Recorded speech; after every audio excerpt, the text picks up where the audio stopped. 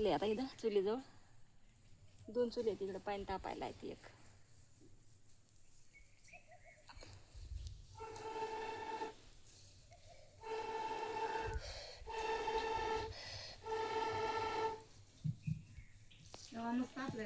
हा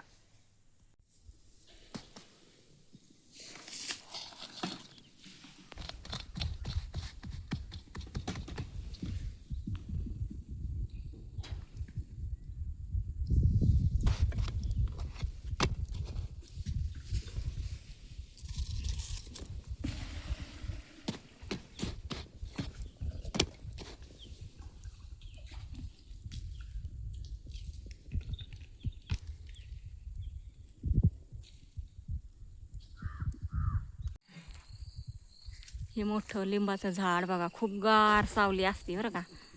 हे छोटं सप्पर बसायला. हे पण इकडं पण सरपण टाकलेलं तुरीचं. इथं या आपल्या बकऱ्या बांधलेल्यात. इथं एक मोठी बकरी बांधलेली आहे. आणि हे लिंबाचं झाड एवढं गार सावली आहे, मस्त असं ना. असं मुंबईला जाऊच वाटत नाही एकदा गावाला आल्यावर. निवांत जिंदगी गावची. पण इकडे गावाला काही काम वगैरे काही नसल्यामुळं आपल्याला काही जमत नाही इथं राहायला. असं आहे.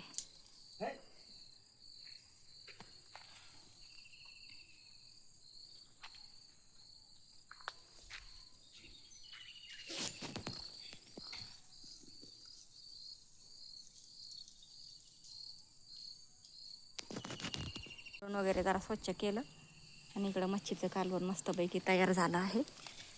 आता कमी जाळावर होऊन जाईन ते 10 मिनिटामध्ये.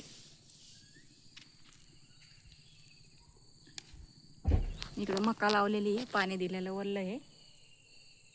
इथं मका लावली.